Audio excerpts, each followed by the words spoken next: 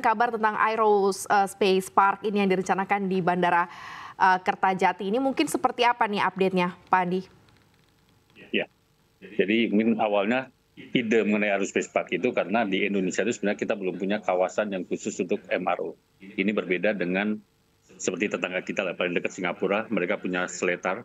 Kemudian di Malaysia punya Subang Sky Park, dan itu adalah ekosistem aviasi ada di situ. Jadi langkah yang pertama kita lakukan adalah bekerja sama dengan BIJB. Jadi kita akan membentuk suatu entitas atau joint operation dengan Bandara Internasional Jawa Barat untuk mengelola kawasan seluas 84 hektar menjadi Aerospace Park. Jadi tahap awal adalah di bulan ini kami sudah bekerja sama memfinalkan dengan BIJB. Targetnya di bulan Juli kita akan mulai memperkenalkan master plan dari kawasan tersebut untuk kita bisa menarik investor atau ada entitas-entitas lain yang bisa kita bergabung join di kawasan Aerospace Park tersebut. Tapi di awal GMF akan masuk menjadi anchor tenant-nya. Langkah kami adalah memindahkan MRO defense kami. Jadi kami kan punya defense industry yang saat ini ada di Jakarta, di Cengkareng untuk fixed wing, dan untuk helikopter kami ada di Cibubur. Itu akan kita pertama kali pindahkan ke area di Kertajati. Kemudian menyusul nanti untuk customer kita yang propeller. Karena propeller kan masuk ke Soekarno-Hatta ada restriksi. Jadi customer kami seperti ATR itu akan kami pindahkan juga ke Kertajati ke depannya. Kalau kita lihat dari sisi investasinya, berapa nih Pak nilai investasinya untuk pengerjaan Aerospace Park ini yang bekerja sama dengan tadi ya BIJB, kemudian juga dari Bappenas juga, bersama juga GMF, ini seperti apa nilai investasinya Pak Andi? Kalau nilai investasi sampai jadi lengkap, kawasannya lengkap dan juga banyak, nanti ada manufacturer, ada MRO, engine komponen, itu bisa di atas $100 juta ke depannya. Oke, berarti in progress ya, berproses begitu ya Pak Andi ya? Iya, proses. Karena kita juga menarik investor untuk bisa join nanti di kawasan tersebut juga. Kalau investor di awal sudah ada yang termention kah atau bisa termention begitu, siapakah kira-kira yang akan join begitu dengan perencanaan jangka menengah panjangnya nih proyek ini Pak Andi? Menurut saat ini kami belum bisa disclose ya, cuma di awal kami sih akan masuk duluan. GMF akan masuk terlebih dahulu untuk menjadi anchor tenant dan kita berinvestasi untuk tadi memindahkan MRO defense kami ke sana, karena semakin di tahun-tahun ini dan tahun-tahun ke depan MRO kami di sisi defense ini semakin berkembang dan juga banyak proyek yang akan datang juga. Berarti sudah melakukan dari sisi investasi sudah melakukan perhitungan gitu, kira-kira nanti akan seperti apa, kontribusinya akan cukup baik kan nantinya untuk kinerja perseroan secara keseluruhan Pak Andi? Betul, kami sudah memperhitungkan juga di rencana jangka menengah kami yang di RJPP, rencana jangka panjang juga kita sudah masukkan kalkulasi-kalkulasi untuk kita ekspansi ke sana.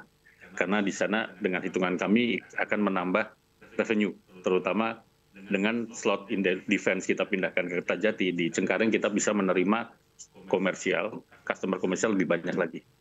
Karena sekarang hangar kami memang penuh yang di Cengkareng gitu.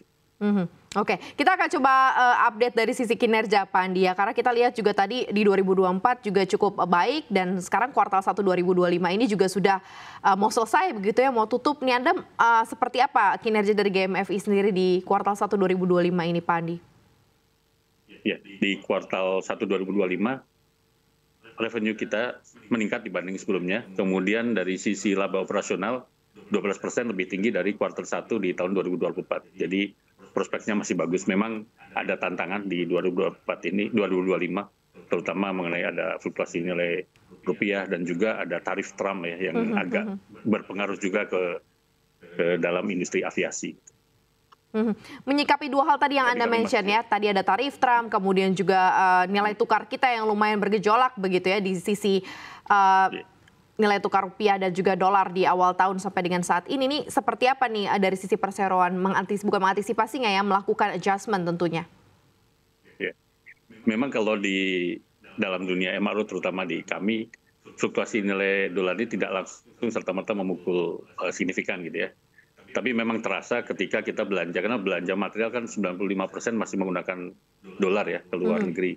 Tapi karena revenue kami juga beberapa kontrak jangka panjang, kemudian revenue kami mayoritas juga dengan mata uang dolar, dan juga rate yang kami berikan ke transaksi domestik juga menggunakan padanan dengan rate dolar secara harga material. Jadi efeknya tidak terlalu besar. Kita bisa mengantisipasinya lah. Tapi kalau semakin besar, kita sudah punya hitungan sampai titik mana itu akan berpengaruh secara signifikan. Jadi kita juga mulai membuat skenario-skenario mitigasinya. Oke. Kemudian tadi untuk mengenai, Iya, silakan Pak Andi. ya, mengenai tarif Trump itu sebenarnya karena industri aviasi ini kan saling supply chain ini kan saling berhubungan antara satu negara dan negara lain. Tidak ada satu produsen yang semuanya berasal dari dalam negeri. Contohnya ketika satu part dibuat di Amerika, mungkin beberapa raw material atau piece partnya buatan China gitu ya, yang sudah terkena tarif Trump. Jadi kita sudah mulai dapat surat dari beberapa vendor ya, OEM, yang mengenakan surcharge untuk pembelian suku cadang atau spare part. Berkisar agak lumayan juga, ada berkisar 1-5%. Perkembangan atau pertumbuhan tiap tahunnya begitu ya, untuk khususnya untuk pesawat-pesawat yang kembali dihidupkan kembali begitu ya pasca pandemi ini, berapa besar peningkatannya begitu sampai dengan 2025 ini? Apakah sudah mendekati begitu, hampir mendekati 100% pesawat-pesawat yang selama ini tidak terbang kemudian kembali terbang lagi, atau seperti apa nih Pak Andi? Mungkin kalau saat ini baru 70%, tahun depan bisa ke 100% kembali seperti sebelum pandemi ya, pre-pandemi. Memang tantangannya saat ini masalah di komponen dan engine. Itulah kenapa salah satu ide Aerospace Park itu adalah mendatangkan MRO yang bergerak di bidang komponen dan engine masuk ke Indonesia. Karena selama ini kita tertinggal dengan Singapura dan Malaysia. Malaysia punya, mereka GE investasi di Malaysia membuat engine shop gitu ya. Jadi airline-airline di sana tidak terlalu kesulitan untuk menghidupkan engine-nya.